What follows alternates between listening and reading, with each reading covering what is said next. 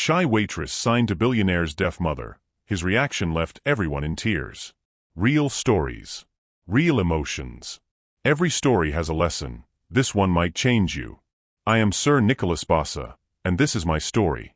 I was seated in the corner of Alder and Pine Café, a quiet little place tucked between the heart of the city's glass towers and the fading warmth of old brick buildings.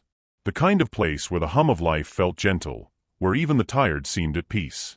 It was a cold afternoon, the kind that demanded a cup of hot coffee and a few silent thoughts.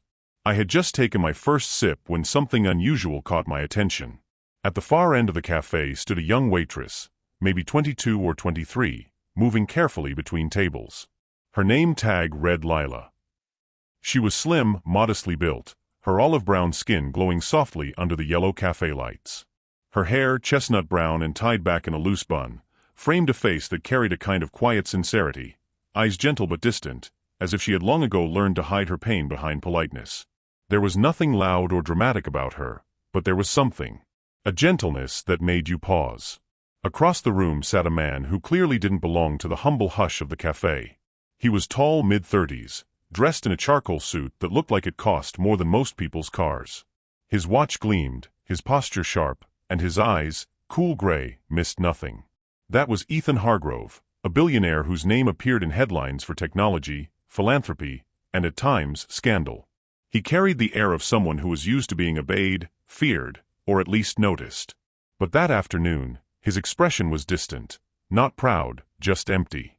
Seated beside him was an elderly woman, frail and elegant, her silver hair neatly pulled back, her face lined with years that spoke softly of both love and loss. She was his mother, Margaret Hargrove, once a classical pianist who lost her hearing in her 40s. She sat silently, smiling faintly at her son, her hands folded on her lap, watching the room with calm grace. Lila approached their table, holding a tray that trembled slightly in her grip. "Good afternoon," she said softly. "What can I get you today?" Ethan barely looked up. "Just a cappuccino for me. And for my mother," he turned to her, using quick, precise sign language. "Whatever you'd like, Mom." The old woman smiled, touching his hand lovingly before signing back, "Tea. With milk." Lila stood still, her eyes widening just slightly. Then, to everyone's surprise, she began to sign too, her movements a bit hesitant, but full of emotion. "Would you like honey with your tea?" The room froze. Ethan looked up sharply. His mother's face softened, eyes shining as she signed back. "You know how to sign?" Lila nodded, smiling shyly. "Yes, ma'am. My little brother was born deaf. He passed away 2 years ago, but he taught me everything." The old woman reached out, tears forming instantly. She signed again, her hands trembling. "You're very kind, my dear. Very kind." For the first time, Ethan's cold exterior cracked. He watched his mother and the waitress exchange gentle signs, and in that quiet moment, something in him shifted. His world, built on power and precision, suddenly collided with something pure and human. When Lila returned with the drinks, she set them down with steady hands, but I could see the faint glisten of tears in her eyes. She whispered, "I used to make tea like this for my brother. He said tea was the one thing that made the world feel quiet enough to breathe." Margaret smiled softly. "He was a wise boy," she signed, her eyes misty. "I can see his spirit in you." Ethan, who had been silent, finally spoke, his voice lower now, almost fragile. "You remind me of someone my mother used to talk about," he said quietly. "Someone who gave without asking anything back." Lila only smiled. "Kindness doesn't need a price tag, sir." The café had grown still. Even the faint sound of rain outside seemed to soften, as if the world itself didn't want to interrupt. Margaret reached into her purse and took out a small folded napkin. On it, she wrote in neat cursive, "You have a gift. Don't let life make you hide it." Then she gestured for her son to help her sign something else to Lila. Ethan hesitated, his throat tight. He began slowly, translating his mother's words. "She says she wants you to work with her, to be her personal assistant. She's looking for someone who understands both words and silence." Lila froze. Her lips parted, but no sound came. "Me?" she whispered, shaking her head. I just serve coffee." Ethan leaned forward, his gray eyes soft now. "No," he said gently. "You connect with people. That's rarer than anything you could ever learn. I could see the whole café silently watching, breath held, as the billionaire and the waitress shared something neither could quite explain, the unspoken understanding that kindness had built a bridge where words had failed. Lila covered her mouth, trembling. Margaret reached across and squeezed her hand, signing one final line, "The world needs more hearts like yours." And that was when Ethan looked at his mother, really looked, and something broke inside him.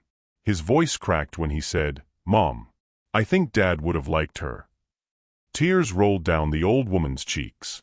She nodded, signing, he would have loved her. That day, Lila didn't just get a new job. She found a family she didn't know she was missing, and Ethan found a piece of humanity he thought his wealth had buried long ago. Months passed. Margaret and Lila became inseparable, the older woman teaching her piano, Lila helping her navigate through soundless days. Their bond became something sacred. And Ethan? He visited the café more often, each time leaving a little less like the man who owned everything, and more like the man who finally understood what mattered. Then one winter morning, the café owner put up a framed picture near the register. It was a photo of Lila and Margaret, laughing together, hands mid-sign. Beneath it were the words written in gold ink. "The loudest hearts are often the quietest souls." I stood before that picture months later, remembering that afternoon when I'd been just a quiet observer with a cup of coffee. The same seat. The same smell of roasted beans and rain. Only now, the room carried a different kind of warmth, the kind left behind by people who loved gently. Margaret passed away peacefully not long after, leaving behind a letter addressed to her son and to Lila. Ethan later shared a portion of it publicly, not as a press release, but as a confession to the world. The letter read, "Deafness never took my music away. It only changed how I heard it. I heard it in laughter, in touch, in kindness. Lila, you reminded me that love doesn't need sound to be heard. Ethan, you reminded me that even the powerful must learn to listen. My gift to you both is simple: keep listening to hearts, not noise." The story spread across the internet, not because Ethan was a billionaire, but because he chose to share the moment that made him human again. Lila later opened a foundation in Margaret's name, the Hargrove Hands of Hope Foundation, dedicated to teaching sign language to children in low-income communities. And on its wall, right by the front desk, hung a small plaque that read, "Kindness speaks every language." That day at the café, I realized something I'll never forget. The world often celebrates those who speak the loudest, spend the most, or shine the brightest. But sometimes, the real change begins quietly, with a soft-spoken girl, a cup of tea, and a moment of human connection that ripples through lives like light on water. So to you watching this, if life ever makes you feel unseen or unheard, remember Lila. You don't have to be powerful to make an impact. You just have to care, deeply, honestly, quietly. Because the smallest act of kindness can echo through the deepest silence. I am Sir Nicholas Bassa. And this was the story of a shy waitress, a deaf mother, and the miracle that happened in the quiet corner of a café, proof that love doesn't need words to be understood.